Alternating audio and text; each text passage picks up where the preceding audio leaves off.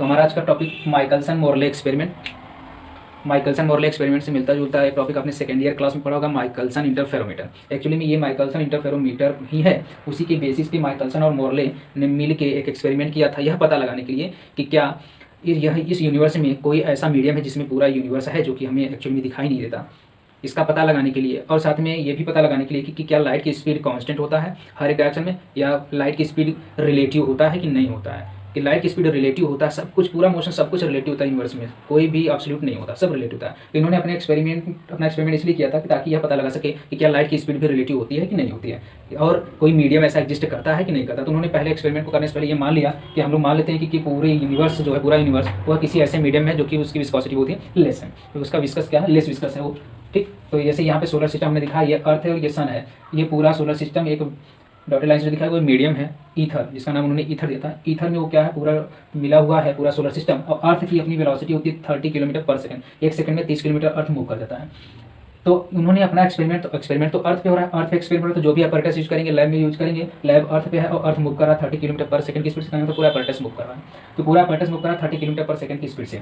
और ये जो ईथर सोल्यूशन है इसकी भी अपनी कोई वेलोसिटी होगी। तो अगर मान ले कि अभी इधर इस डायरेक्शन मूव कर रहा है, तो आपको मालूम है कि जब दो सिस्टम एक ही डायरेक्शन मूव करते हैं तो उनकी जो वेलोसिटी होती है, रिलेटिव वेलोसिटी, वो घट जाती है। तो अगर यह 40 किलोमीटर पर सेकंड की स्पीड से मूव कर रहा है सोल्यूशन ईथर और अर्थ 30, तो जो रिजल्ट आपको निकल के आएगा वो क्या आएगा, 10 किलोमीटर पर सेकंड रिलेटिव मोशन।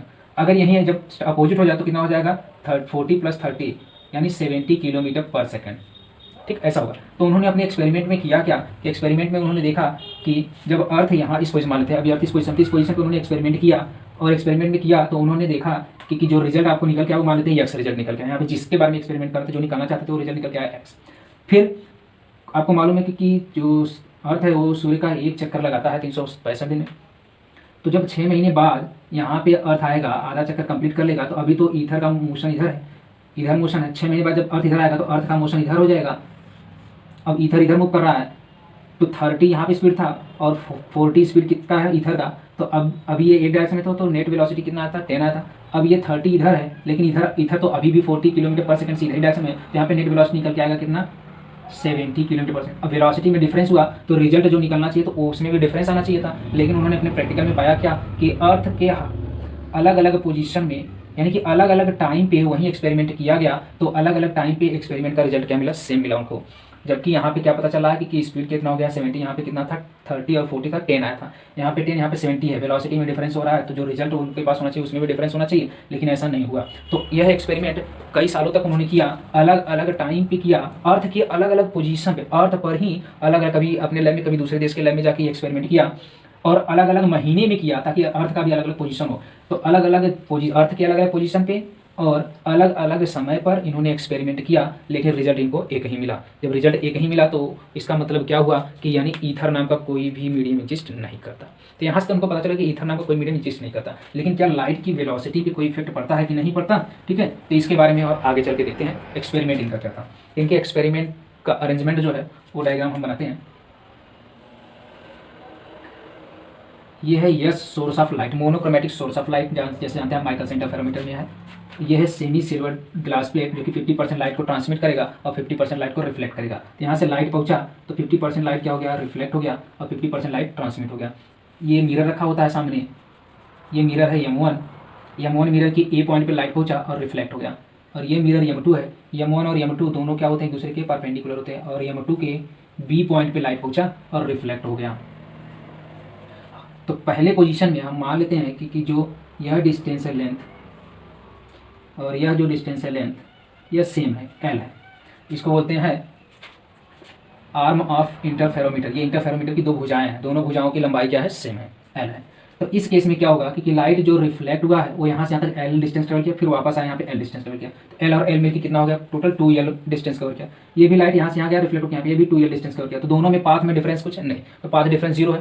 तो जब पाथ डिफरेंस 0 तो ध्यान से देखिए, लाइट यहाँ पे पहुँचा था, यहाँ से लाइट दो पार्ट में स्प्लिट किया, तो यहाँ पे डिवीजन ऑफ एम्पलीट्यूड हो रहा है। सोर्स तो एक ही है, मोनोक्रोमेटिक सोर्स ऑफ लाइट है, दो पार्ट में डिवाइड हुआ, डिवीजन ऑफ एम्पलीट्यूड हुआ। तो जब आप जानते हैं कि जब किसी मोनोक्रोमेटिक लाइट का डिवीजन ऑफ एम्पलीट्यूड होता है तो वो दोनों लाइट क्या हो जाते हैं कोहेरेंट। तो ये दोनों बीम्स क्या हो गया है, कोहेरेंट हो गया, और ये फिर रिफ्लेक्ट होकर इस मिरर से रिफ्लेक्ट होकर और इस मिरर से रिफ्लेक्ट होकर वापस कहाँ पे आ रहे हैं, इस पॉइंट पे आ रहे हैं। ये पॉइंट है P पॉइंट पे आएंगे तो P पॉइंट पे दो जब कोहेरेंट लाइट बीम्स मिलते हैं तो इंटरफेरेंस 1 होगा। तो यहाँ पे इंटरफेरेंस होगा तो इंटरफेरेंस पैटर्न को यहाँ टेलीस्कोप से क्या किया जाएगा, कैच कर लिया जाएगा।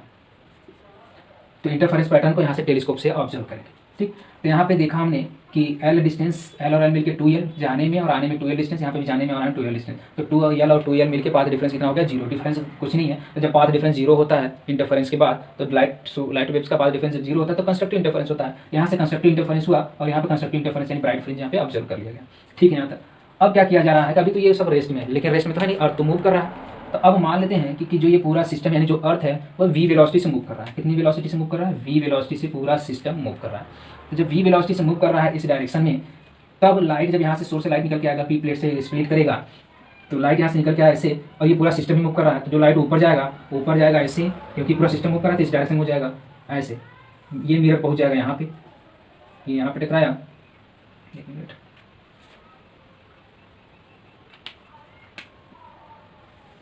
इस तरीके से, फिर इस तरीके से, और ये मिरर का नया पोजीशन हो गया यहाँ पे। ये m1 डैश हो गया और ये m2 डैश हो गया, ये क्या हो गया b डैश हो गया, और ये क्या हो गया, ये पॉइंट हो गया a डैश, ये मान लेते हैं o डैश।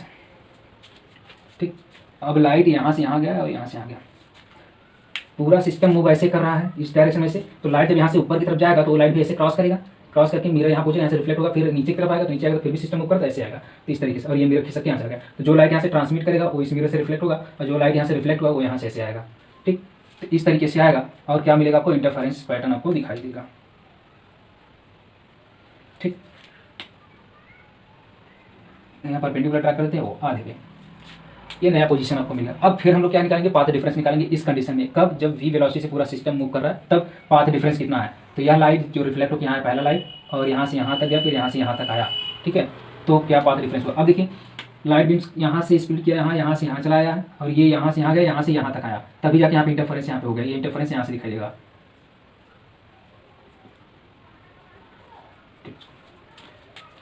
तो अब दोनों में पाथ डिफरेंस हम लोग देखेंगे क्या है पाथ डिफरेंस। तो पाथ डिफरेंस निकालते हैं।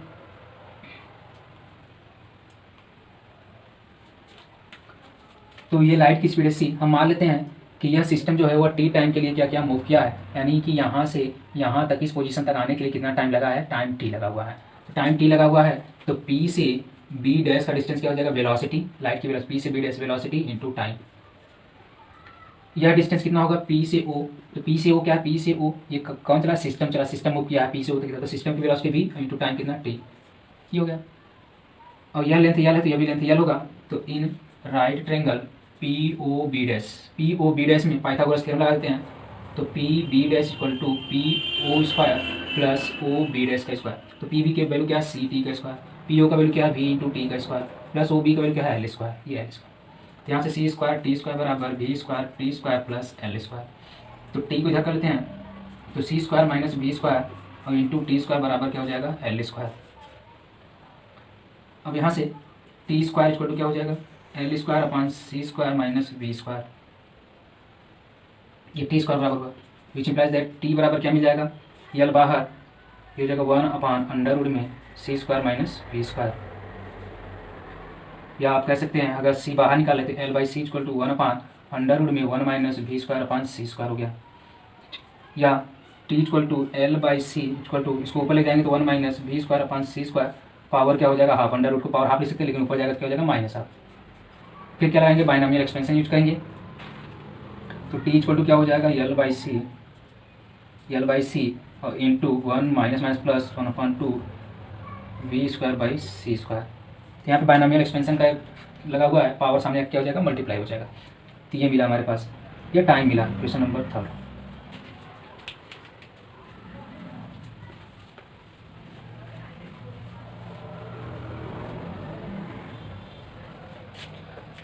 अब हम टोटल डिस्टेंस की हमारे पास टाइम मिला है ये टी। तो अगर सी को इधर लाके अगर मल्टीप्लाई करते हैं तो सी इंटू टी आर देते हैं। ये यहाँ से यहाँ तक पहुँचने में टाइम टी लगा, उतना ही टाइम यहाँ से यहाँ तक पहुँचने में लगेगा। तो ये भी टी है, ये भी टी है, तो टी और टी में कितना हो जाएगा, 2t टाइम हो जाएगा। Time taken by light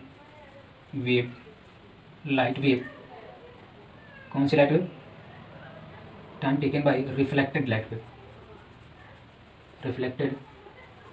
light wave. तो जो लाइट रिफ्लेक्ट हुआ है वह कितना टाइम लेगा, लिया पूरा 2 इंटू टी, क्योंकि यहाँ से यहाँ तक पहुँचने में हमने टाइम माना था टी, फिर यहाँ से यहाँ तक पहुँचेगा कितना टाइम लगेगा, फिर से टी लगेगा, तो T into T, T plus T बराबर 2t, यानी 2 और टी का वैल्यू क्या है L/c, फिर 1 + 1/2 v²/c²। ये हम लोग का इक्वेशन बन गया 4। ठीक, अब यही काम हम लोग करते हैं क्या है इस लाइट के लिए। यह लाइट यहाँ से यहाँ गया, फिर टकरा के फिर वापस आया, तो वह कितना डिस्टेंस ट्रेवल करेगा इसकी बात करते हैं। तो अब देखिए फॉर ट्रांसमिटेड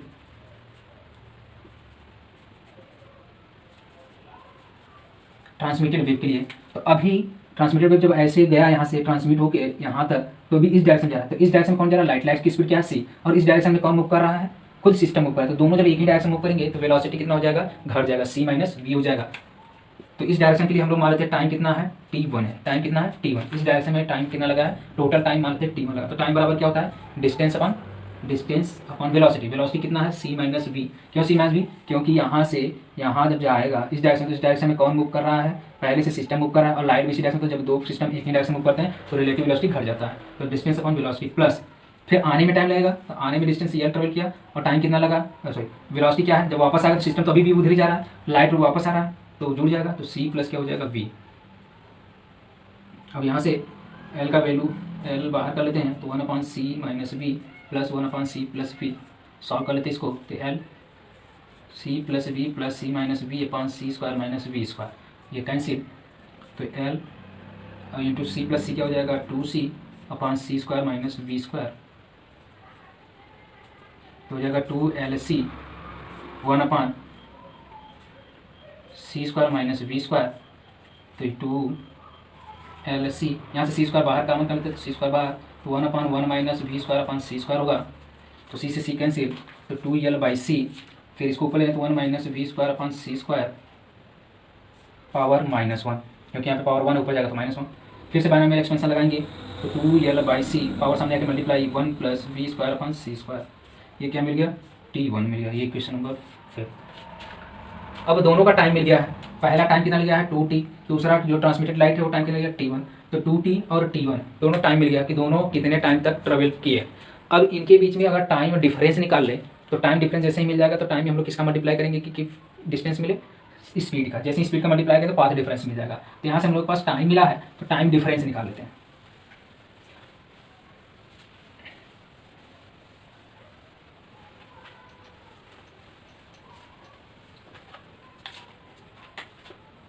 क्या लिखेंगे, time difference between both wave. ठीक है, दोनों वेव के बीच में टाइम डिफरेंस, तो 2t ये और माइनस t1, इसको हम लिख देते हैं डेल्टा t, ये टाइम डिफरेंस। तो 2t का वैल्यू क्या है 2l/c 1 + ½ v²/c², फिर माइनस 2l/c फिर 1 + v²/c², तो घटा देते हैं, तो 2l/c कॉमन, इसको इसमें से घटाएंगे तो 1 1 कैंसिल, हाफ में सब गया, तो क्या मिलेगा हाफ 1/2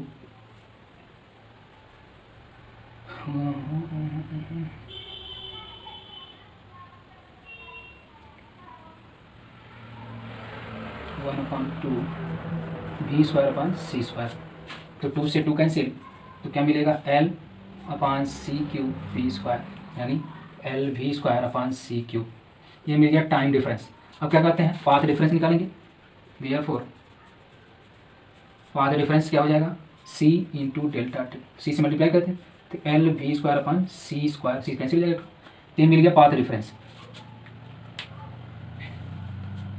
इक्वेशन नंबर 6, जैसे ही पाथ डिफरेंस को कितना मिला lv²/c², एक सिचुएशन पे। अब यही प्रैक्टिकल अलग अलग सिचुएशन पे किया गया, जब इस सिस्टम को 90 डिग्री रोटेट करा देते हैं, आफ्टर 90 डिग्री रोटेशन, यानी कि अर्थ मूव के 90 डिग्री पे चला गया पहले पोजीशन के, तब तो पाथ डिफरेंस फिर से, पाथ डिफरेंस कितना हो जाएगा फिर से lv²/c², तो नेट पाथ डिफरेंस निकाल लेते हैं, तो नेट पाथ डिफरेंस कितना आ जाएगा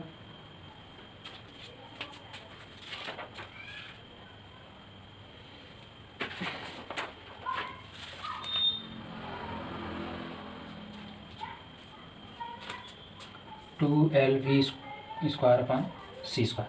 अब यही पाथ डिफरेंस हम लोग वो रखते हैं एन लैम्डा के बराबर। क्यों? क्योंकि कंस्ट्रक्टिव इंटरफेरेंस में मिला था। तो कंस्ट्रक्टिव इंटरफेरेंस के लिए क्या हो जाएगा? एन लैम्डा के बराबर। अब यहाँ से हम लोग एन को कैलकुलेट करेंगे। तो एन बराबर जब सबका वैल्यू रखेंगे, यहाँ पे एल का वैल्यू अपने एक्सपेरिमेंट में जो लेंथ था वो फिक्स किए थे, वी वेलोसिटी, जो अर्थ की वेलोसिटी मालूम है, सी भी मालूम है, lambda monochromatic source of light का वेवलेंथ भी मालूम, हम लोग यहाँ से एन कैलकुलेट करेंगे। तो एन जब कैलकुलेट किया गया तो एन का वैल्यू है 0.4, यानी कि जो एन क्या होता है फ्रिंज, यानी जो फ्रिंज है वो 0.4 पोजीशन पे शिफ्ट कर जाएगा। कब शिफ्ट करेगा? जब 90 डिग्री रोटेट कर चुका होगा तब। तो पहले तो पाथ डिफरेंस कितना आया था, फिर 90 डिग्री जब रोटेट किया तो फिर से पाथ डिफरेंस उतना आया, यानी डिफरेंसेस कुछ नहीं था। तो हमने टोटल पाथ लिख लिया, तो इतना प्लस इतना कर दिया तो टोटल पाथ इतना आया। जब टोटल पाथ इतना आता है, इस कंडीशन में जब कंस्ट्रक्टिव इंटरफेरेंस देखा गया तो पहले का 0.4 होना चाहिए, यानी कि जो पोजीशन पहले पे मिला था वहीं जब 90 डिग्री रोटेट कर जाएगा और तब 0.4 पोजीशन स्टेप, यानी कि 0.4 पोजीशन पे कोई भी जो ब्राइट फ्रिंज होगा वो शिफ्ट हो जाना चाहिए था। लेकिन प्रैक्टिकली ऐसा नहीं पाया गया। ये कैलकुलेशन पाया गया कि एन का वैल्यू 0.4 है। 0.4 का मतलब कि अगर कोई ब्राइट फ्रिंज पहले यहाँ बन रहा है और डार्क फ्रिंज यहाँ पे बन रहा है, तो अब 90 डिग्री रोटेशन के बाद ये ब्राइट वाला फ्रिंज, ठीक है, ये 0.4 पोजीशन यानी यहाँ पे खिसक जाना चाहिए था, लेकिन ऐसा नहीं हुआ। तो ऐसा नहीं पाया गया प्रैक्टिकल में। तो यानी यहाँ से ये निगेटिव रिजल्ट ये देता है। यानी कहने का मतलब यहाँ पे फ्रिंज का शिफ्टिंग इतना होना चाहिए था, लेकिन प्रैक्टिकली ऐसा फ्रिंज में शिफ्टिंग नहीं पाया गया। तो फ्रिंज में शिफ्टिंग नहीं पाया गया तो इसका मतलब ये हुआ कि अब देखिए पाथ डिफरेंस हर जगह सेम मिला था, तो इसका मतलब ये हुआ कि ईथर नाम का कोई मीडियम नहीं होता, तो ईथर नाम का कोई मीडियम नहीं होता। फिर यहाँ पे हम लोगों को फ्रिंज शिफ्ट दिखा तो फ्रिंज शिफ्ट 0.4 आया, जबकि प्रैक्टिकली अगर देखा जाए तो फ्रिंज में शिफ्टिंग नहीं आता। तो यहाँ से पता चलता है कि जो लाइट की स्पीड होती है वह कांस्टेंट होती है, अलग अलग डायरेक्शन में लाइट की स्पीड सेम होती है, लाइट की स्पीड रिलेटिव नहीं होता। ये माइकलसन मोरले एक्सपेरिमेंट था, खत्म हुआ।